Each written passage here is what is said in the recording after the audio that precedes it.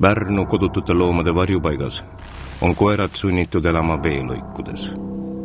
Neile alla pandud põhk mädaneb ja rotid on kutsikatel näod ära söönud. Just sellist õõvastavat teksti võis hiljaaegu Pärnu linnakodanik oma linnalehest lugeda. Jube uudis levis kulutulena mööda Eestimaad meediasse. Netikommentaatorid soovisid varjupaiga juhatajat Pirjo Piirojat tuleriidal näha. Enne hukkamislõkke süütamist oleks ikka õiglane ka faktid üle kontrollida. Kogu lugu sai alguse sellest, kui loomasõber Rita Pedai läks oma sõbranna Katiga külla Pärnu kodutute loomade varjupaika. Pilt, mis nad varjupaigas nägid, oli trööstitu ja ajas vihale.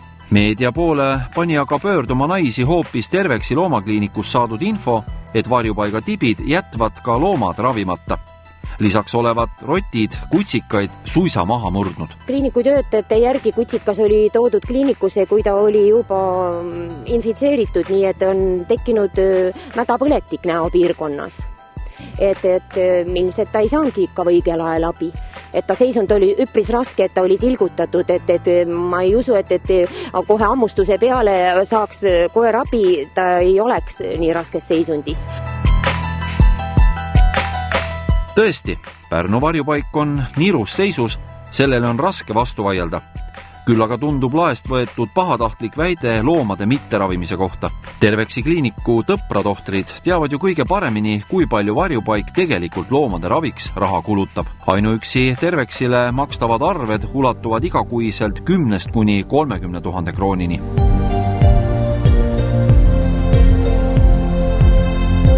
Kuidas aga kommenteerib süüdistusi varjupaiga juhataja Pirjo Piiroja? Kas on tegemist hundiga lambanahas ja Malbe Beibe varjus tegutseb hoopis jõhker loomapiinaja, keda ainult loomadele mõeldud raha huvitab? Alustuseks palusime Pirjol ka ilma näota kutsika rahva ette tuua. Ikka sellesama kutsika, kelle näo olevat Pärnu linnalehes esinenud nõndanimetatud ligimese jutu järgi rotid ära söönud. Rääkida võib paljugi, aga oma silm on ikka kuningas.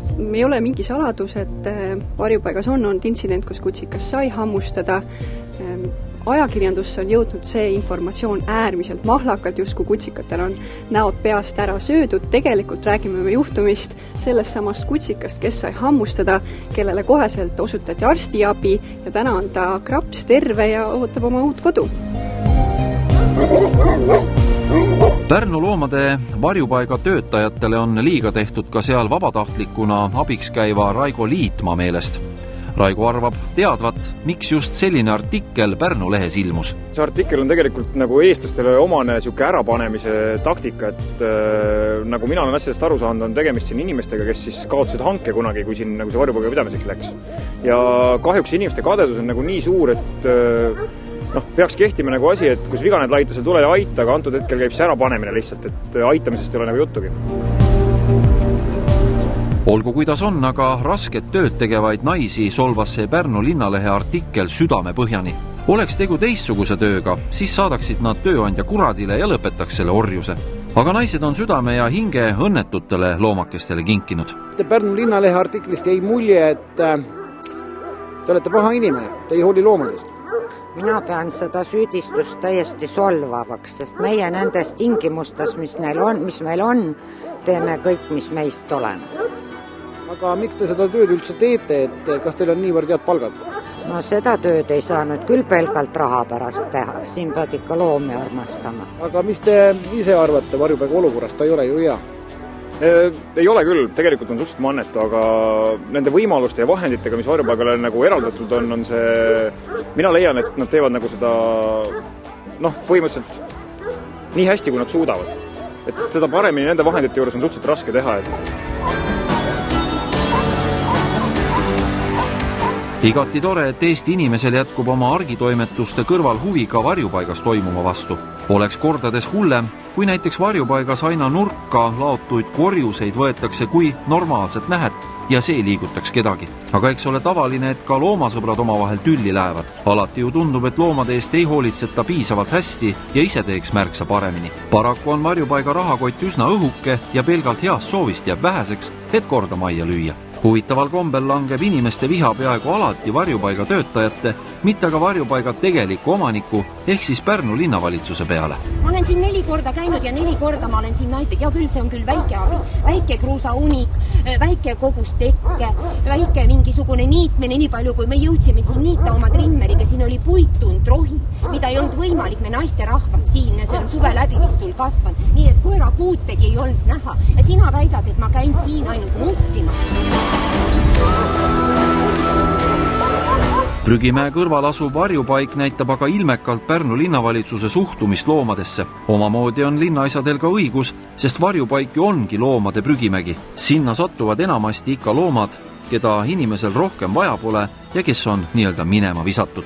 Lähenematel kohalikel valimistel tänavu sügisel peavad aga poliitikud vaatamata nutusele rahaseisule arvestama ka loomasõprade soovidega. Kas Pärnu linn ja need kohalikud omavalitsused, kes on sõlminud nüüd varjupaigaga lepingut, toetavad varjupaika piisavalt ja täidavad seadust? No ma täna jätaksin sellele küsimusele vastamata. Kohaliku omavalitsuse juhid võiksid tulla ja ise korra läbi käia ja vaadata, mis siin tegelik olukord on. Kui masenda ja trööstituse kõik on ja ega ta ikka enne ei parane, kui siiaks korralik hoonekortele saaks ehitatud, ümbrus korda tehtud, nii nagu tsiviliseeritud ühiskonnas võiks olla. No see eeldab raha, Pärnus pannakse raha ju mujale vist.